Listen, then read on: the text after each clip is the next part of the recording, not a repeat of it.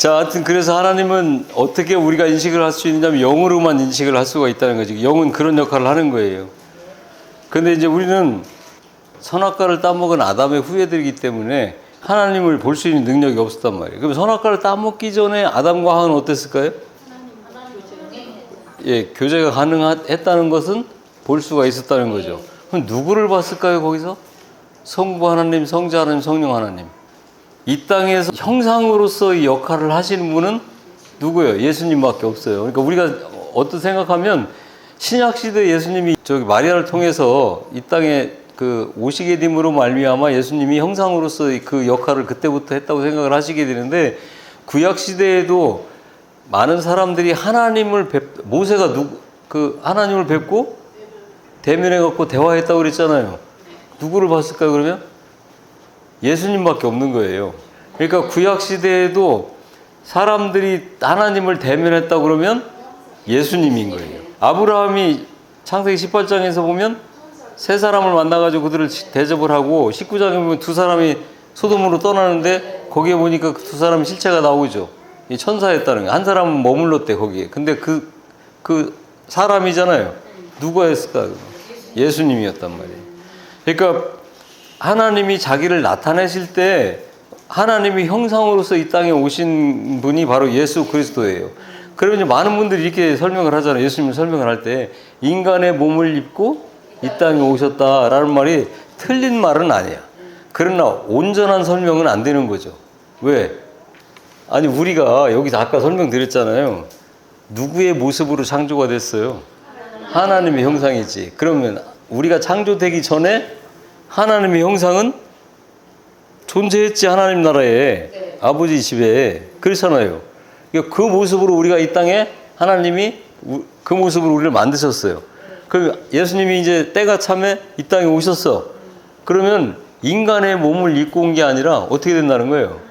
하나님이 원래 형상으로 오신 거죠. 인간의 몸을 입고 온 게 아니라.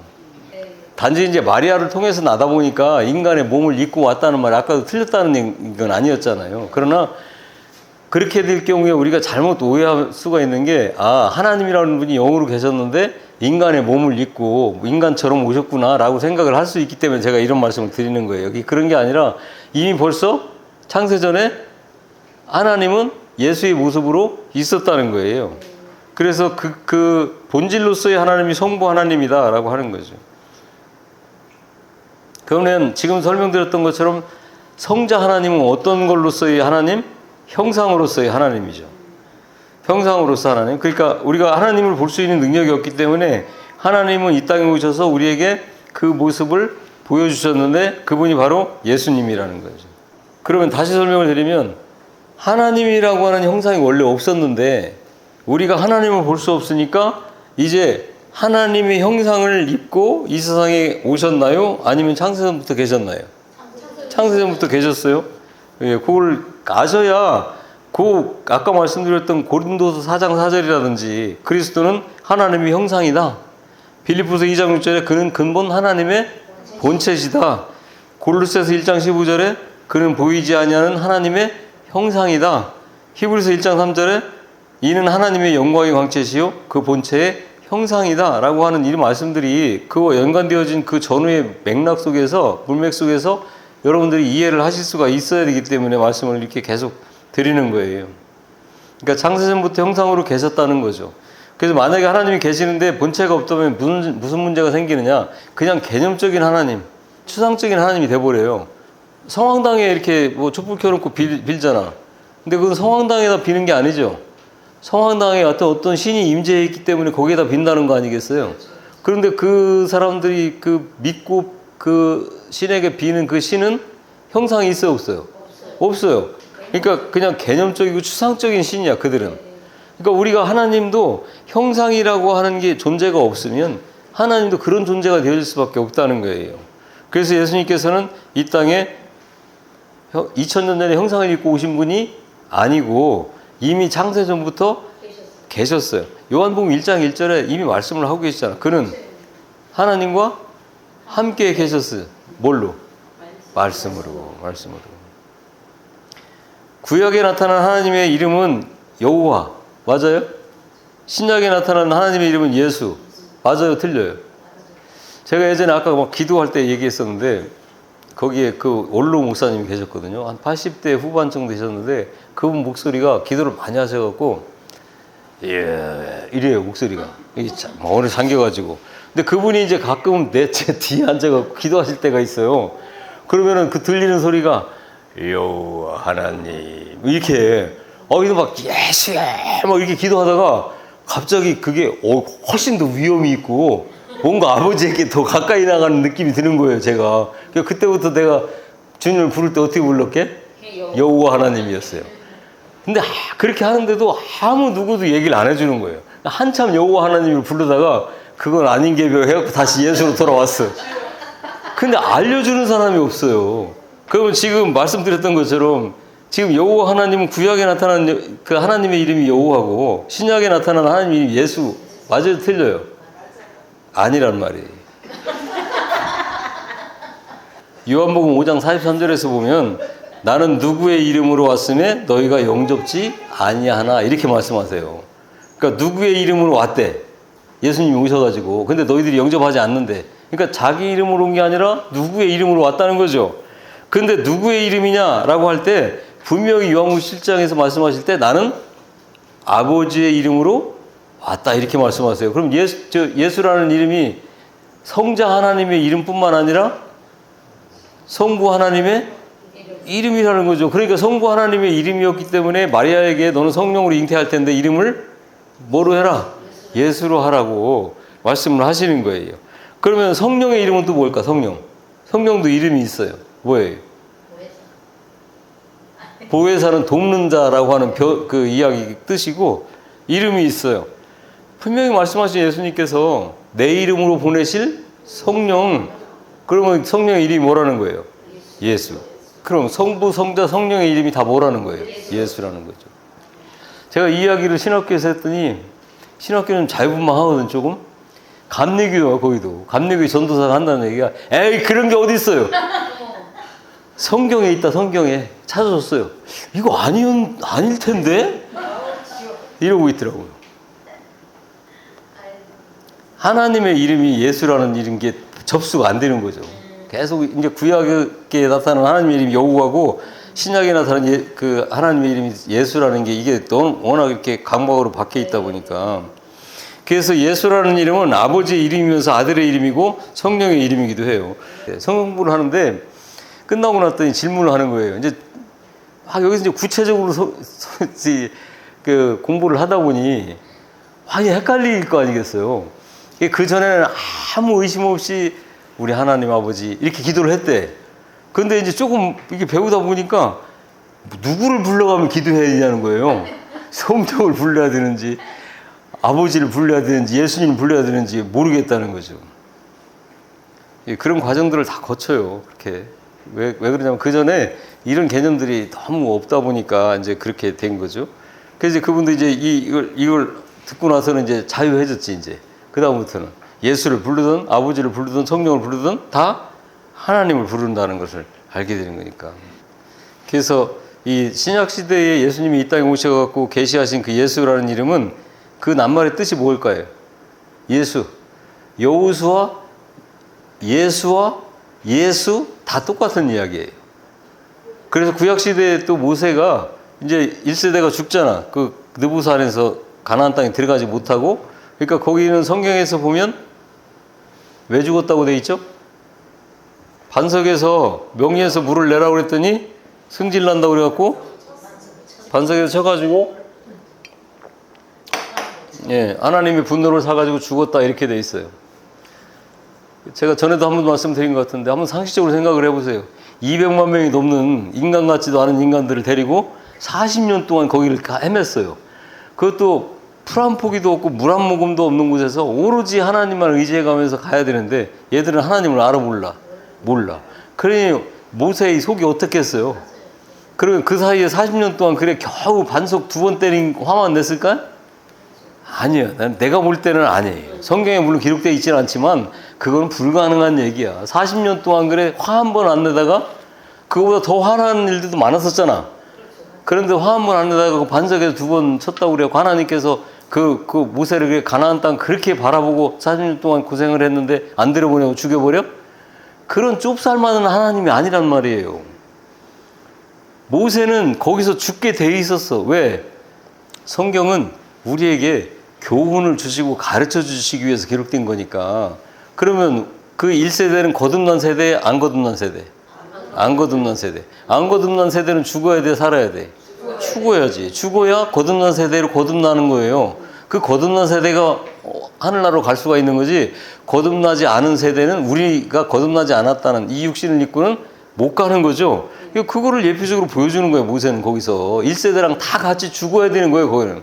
근데 죽어야 되는데 그냥 맥락 없이 그냥 하나님께서 너 죽어? 이렇게 할 수는 없는 거 아니겠어요. 그러니까 거기에 성경에서 이제 그런 사건들을 기록해가지고 그걸 예표적으로 우리에게 보여주는 거죠.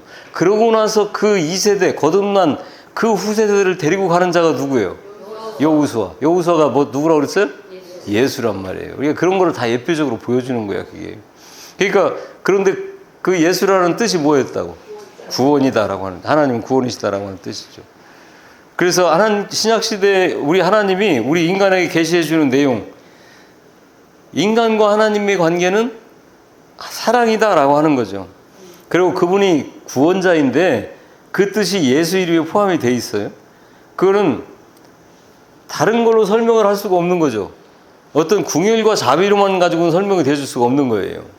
사랑이라고 하는 단어로 유일하게 하나님과 우리 관계를 해석할 수 있는 단어가 사랑이라고 하는 거예요. 성경에서 말씀하시는 사랑은 오직 한 가지 사랑을 얘기하는 거죠. 하나님은 사랑이시다라고 하는 그 본질로서의 하나님이 가지고 있는 성품, 그걸 얘기하는 거예요.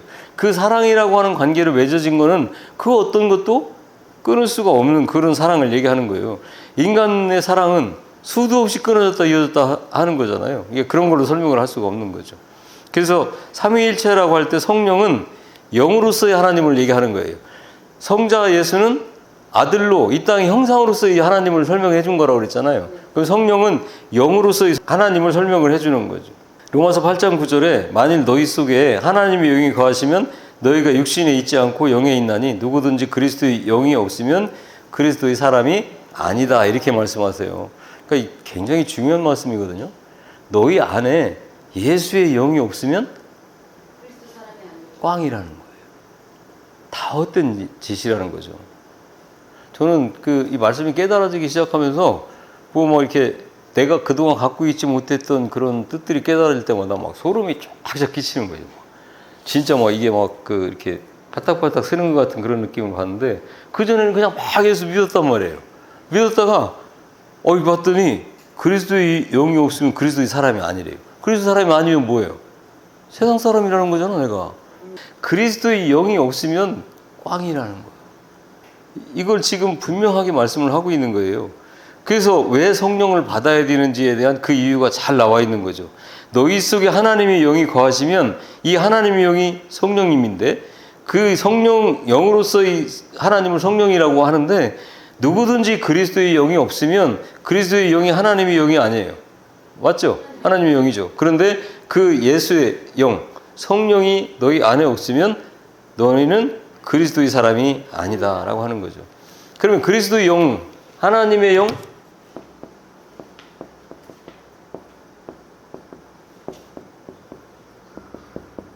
그리스도의 영, 성령, 이렇게 성경에서는 이렇게 기록이 되어 있어요. 그러면은 통칭해가지고 누구를 얘기하는 걸까요? 그래. 자, 그럼 예수님은, 그래. 그럼 예수님은 지금 어디에 있어요? 여러분 안에 있죠? 네. 맞아요? 네. 아니, 예수님이 지금 이 땅에 오셔서 2000년 전에 십자가에 달려 돌아가셨어요. 네. 그럼 성경에서는 분명히 예수님은 지금 어디 계시다고 그러는데? 그럼 어디 그 안에 있어요? 예수님은 지금 하나님의 우편 보좌에 있대. 저 우편 보좌. 그럼 하나님이 왼쪽 오른쪽이 있어 없어요? 하나님의 세계는 끝이 없는 무궁천지예요. 거기에 좌측이 우측이 어디 있어요? 있으니까. 그런데 성경에 왜 그런 우편에 있다고 그렇게 그래서 아까도 제가 초장에 부연 설명을 해드렸던 것처럼 말씀을 그렇게 이 땅의 것을 받으면 죽는다니까요. 죽어. 우편이라고 하면은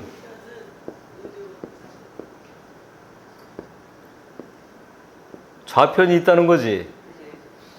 그럼 성경에서 좌편, 우편을 나눠서 설명을 하잖아요. 양은 어디에 있어요? 우편에. 염소는 좌편에. 이걸 설명하기 위해서 굳이 나눠서 좌편, 우편 한 거예요. 그러면 양들이 거하는 데가 어디예요? 그러니까 우편인데, 그러면 양들이 어디에 거하냐고? 그렇죠. 아버지 집에 거하는 거예요. 그럼 아버지 집이 어디라는 거예요? 양은 아버지 집에 거하는 거 맞잖아. 이제 아버지 집으로 가게 되면 아버지 집에 거하는 거죠. 근데 이 땅에서는 보니까 설명을 하실 때 양들은 어디에 있다고 그래? 우편에 있다고 그러지. 그럼 아버지 집이 어디에 있냐니까? 우편에 있어, 좌편에 있어. 성경은 하늘의 것을 아래 것으로 설명을 해주는 거라 그랬잖아요.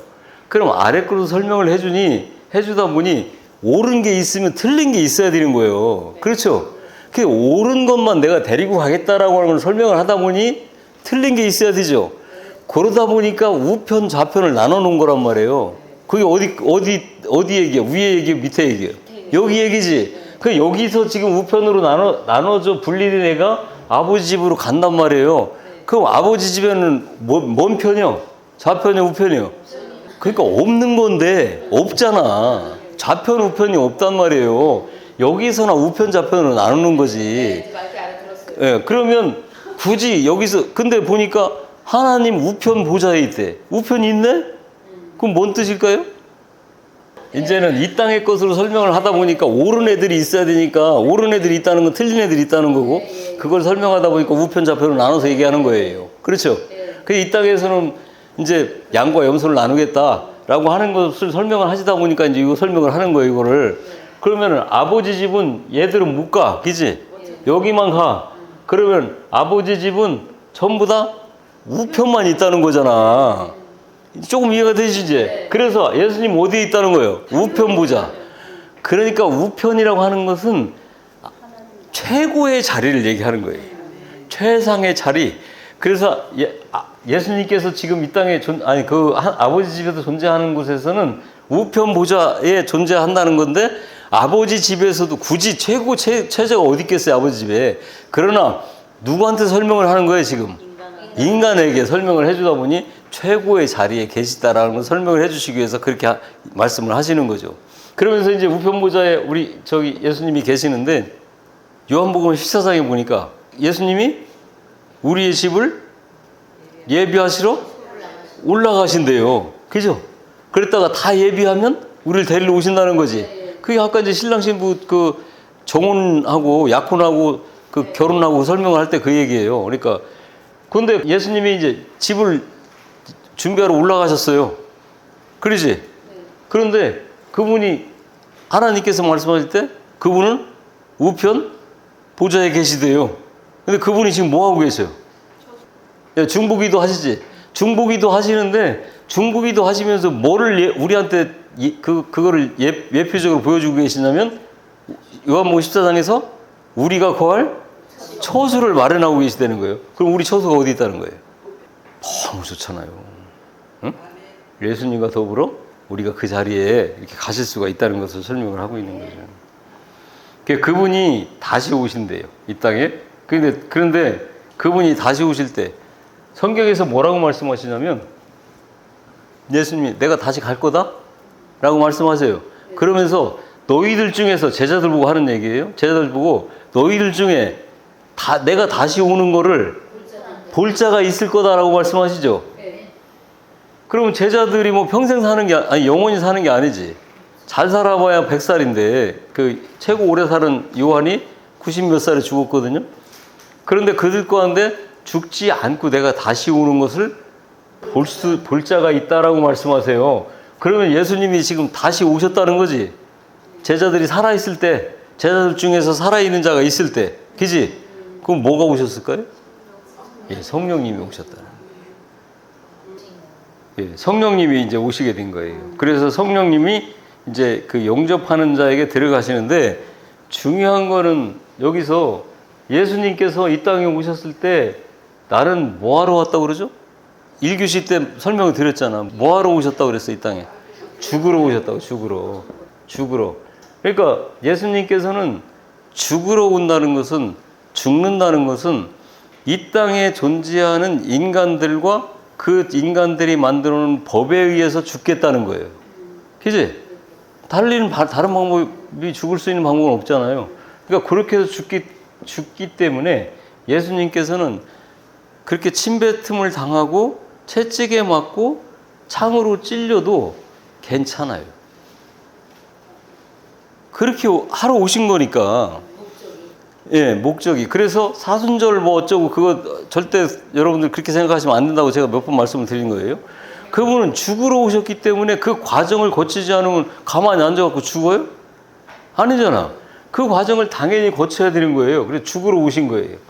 그래서 이분은 그런 대접을 받아도 되는 분이었단 말이에요. 예수님은.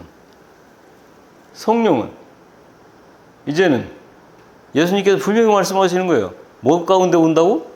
영광 가운데 오신대요.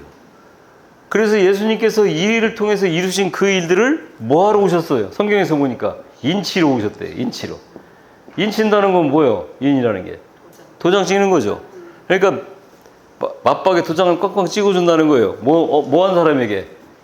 이거를 믿고 이 길을 가겠다는 사람들에게 도장을 찍으러 오셨다는데, 이분이 하시는 말씀은 나는 성령님이 하시는 그 일들 가운데 환영하지 않는 교회, 환영하지 않는 사람에게는 들어가지 않으시는 분이에요. 이분은 역사하지 못하시는 분이라면. 왜? 이분은 죽으러 오셨기 때문에 만인을 위해서, 온 인류를 위해서 죽었어요.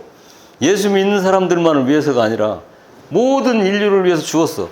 단지 이 혜택이 주어지지 않는 사람은 예수님의 혜택이 제한적이기 때문이 아니라 그들이 받아들이지 않기 때문에 혜택이 주어지지 않는 거지, 모든 인류를 위해서 죽으셨는데 이분은 모든 인류가 아니라 그 안에서 택하심을 받은 자들에게만 도장을 찍어주러 오셨단 말이에요. 그러니까 이분은 자기를 환영하지 않는 교회, 자기를 환영하지 않는 사람에게는 역사하지 않으십니다.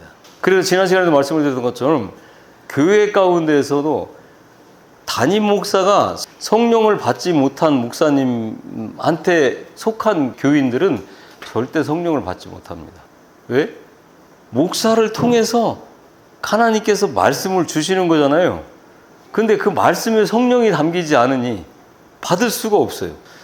그러니까 그렇게 자기를 환영하는 자에게만 들어가시는 거예요. 성령님은 그렇게 역사를 하신다는 거죠.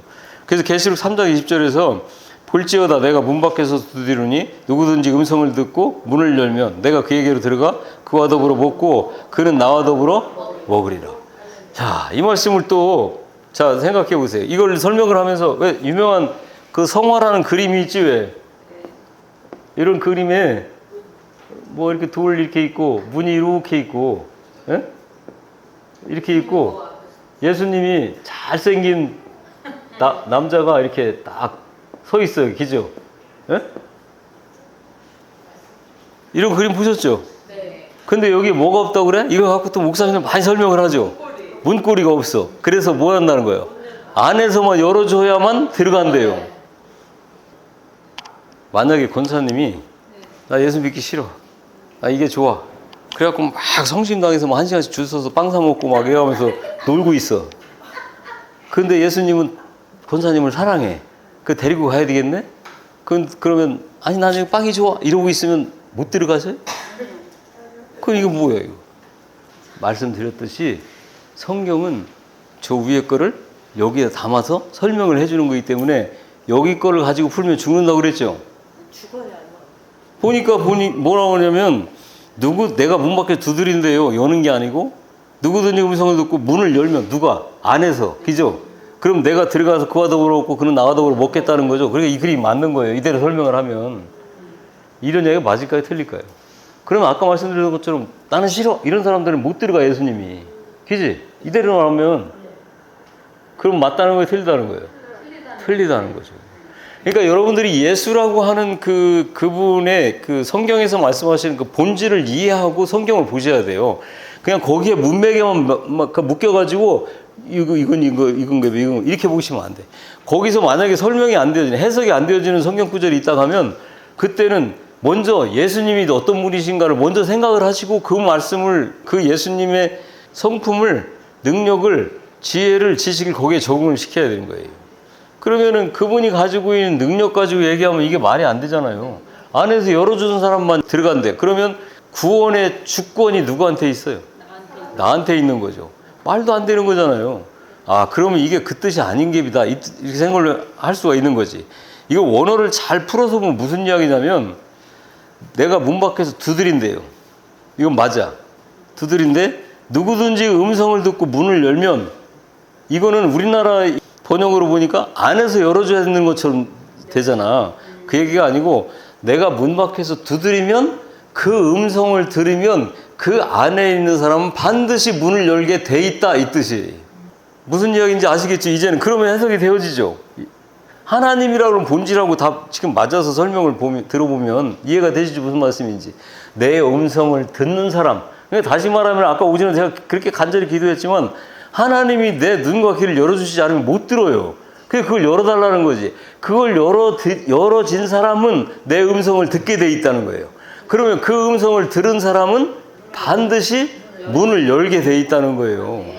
그럼 내가 들어가서 그와 더불어 먹고 그는 나와 더불어 먹겠다, 그 말씀이죠. 말씀하신 것처럼 말씀의 이런 저기를 모르고 그냥 우리가 일반적으로 생각했던 그런 것처럼 그냥 그게 진리처럼 갖고 있는 분들이 너무나도 많이 계시기 때문에, 목사님들 가운데서도 주님이 말씀하시면 귀가 있는 자는 반드시 듣게 돼 있으면, 그 요한계시록 말씀하시는 7개 교회가 말씀하시는 게 다 귀 있는 자는 성령의 교회들에게 하신 말씀을 들을지어다. 귀 없는 자는 못 듣는다는 거예요. 그러니까 들을지어다 귀 있는 자는, 그 자는 반드시 그 말을 듣고 영접을 한다는 이야기죠. 그래서 여러분들이 꼭 기억을 하셔야 될 것은, 성령은 환영하는 자에만 들어오시기 때문에 내가 성령을 받아야 되겠다라고 생각하지 않은 분들은 절대 성령을 받지 못합니다. 그래서 성령을 받지 못한다는 것은, 말씀은 성령으로만 이해가 되어지고 먹을 수가 있는 건데, 성령이 내 안에 없으니 말씀을 말씀으로 먹지 못하는 거예요. 그러니까 말씀을 말씀으로 생명으로 받지 못하니까 교훈이라든지 아니면 윤리라든지 도덕이라든지 이런 것들로만 이해가 되어지는 거죠. 이게 굉장히 위험한 거예요. 그러니까 그런 거는 성경이, 하나님이 우리에게 성경을 통해 주시는 그 진리가 아니라는 거예요. 이 기독교는 윤리적인과 도덕적인 거를 강요하고 그게 마치 기독교의 전부인 것처럼 여러분이 해석하시면 다 틀리는 거예요. 기독교는 그런 게 아니에요. 오직 뭐겠어요, 그러면? 오직 뭐? 오직 성령이야. 지금 하나님과 예수님과 여러분의 관계를 잇고 그분으로 말미암아 우리가 그렇게 구원받은 자로 살아가게 만드시는 분이 누구예요? 성령님이란 말이에요. 그러니까 지금 여러분들이 지금 이 세상에 살아가는 동안에 이 세상을 떠나면 성령은 필요 없어요.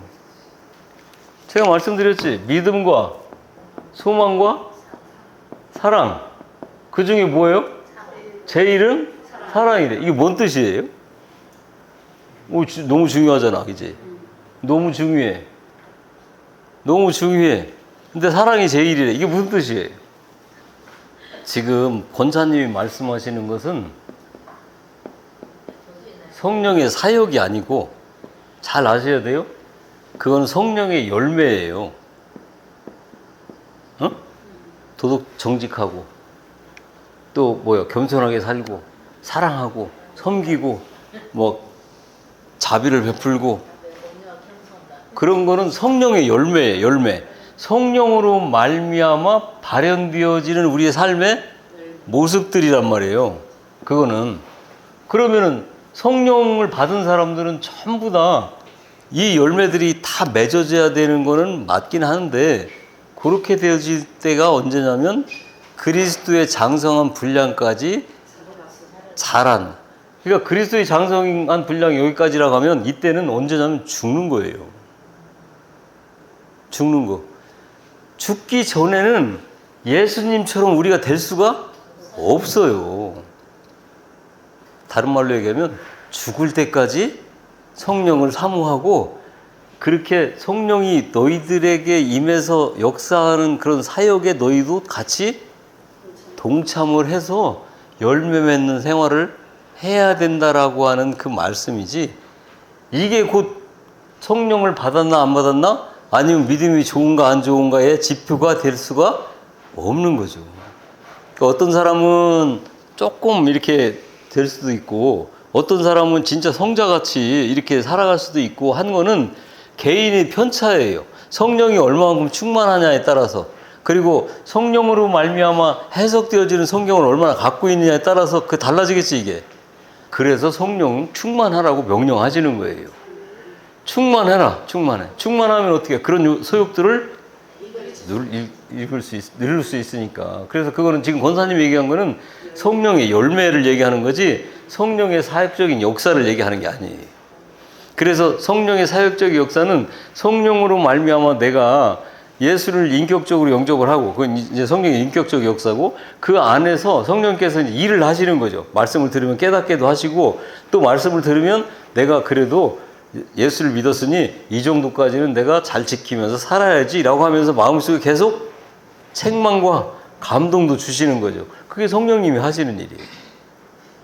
이제 그런 거예요. 그리고 이제 아시겠죠, 무슨 말씀인지. 예. 그래서 이렇게 될 수도 있고 저렇게 될 수도 있는데, 예수를 믿어서 구원받은 자다 아니다라고 하는 징표는 그게 아니라는 거예요. 그래서 자, 그럼 여기 돌아왔어요. 믿음과 소망, 사랑 중에서 그 중에 제일은 사랑이래요. 이게 이게 뭔 얘기일까요, 그러면? 독생자 예수. 잘 보세요.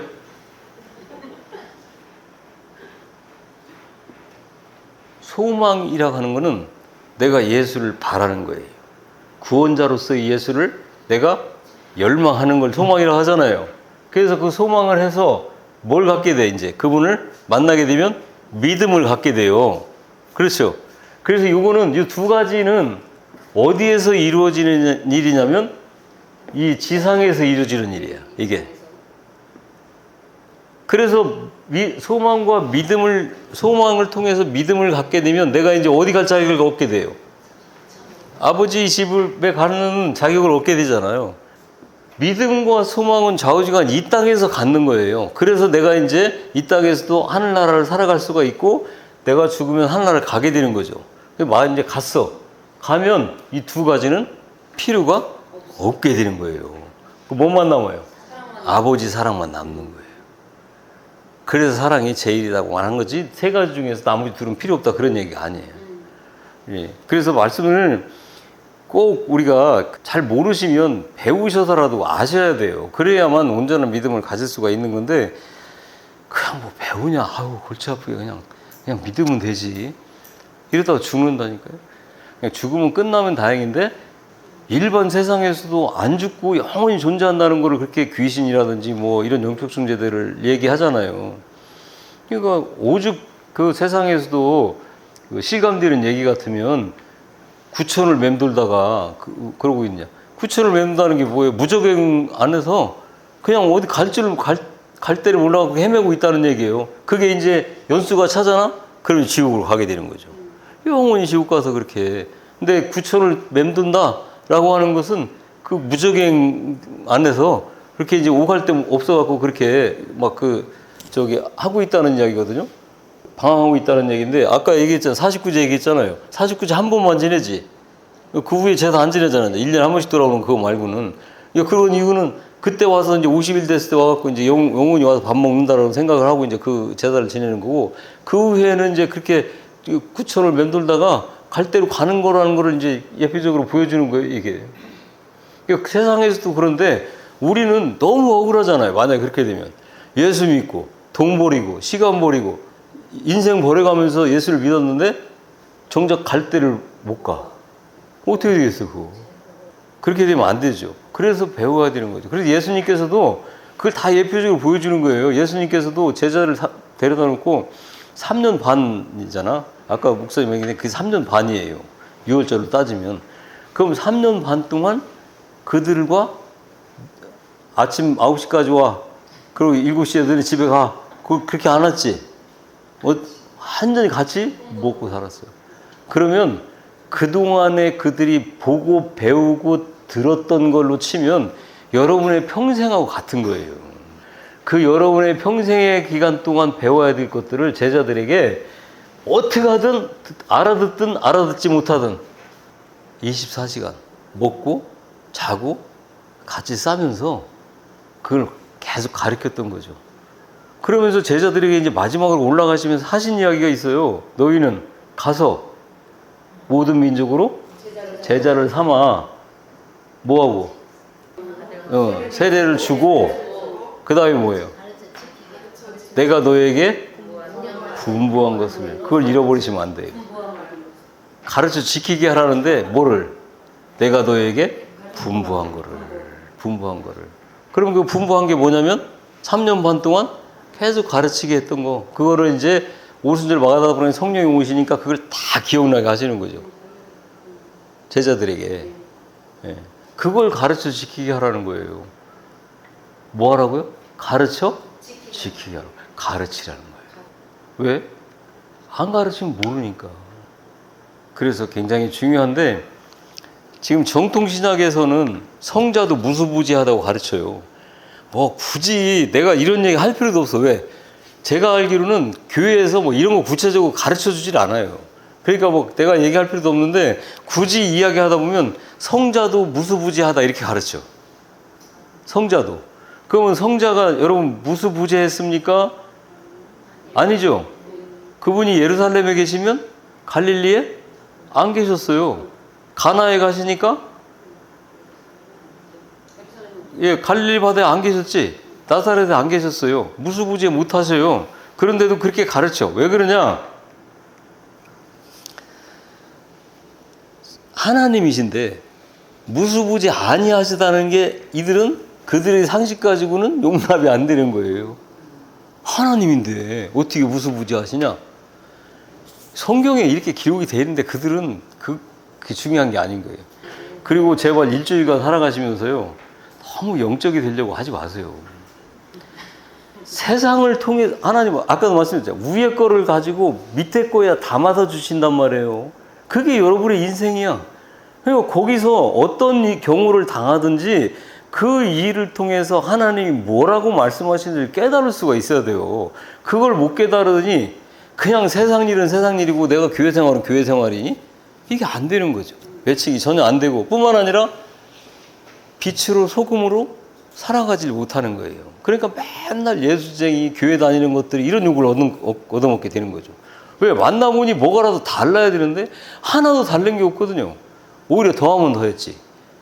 그러면 안 되는 거예요. 아까 말씀하셨던 것처럼 어찌됐든 강도가 정도의 차이는 있지만 예수 믿는 자로서의 뭔가는 달라야지. 세상에서 교회 안에 다른 거 이거는 교만밖에 안 돼요.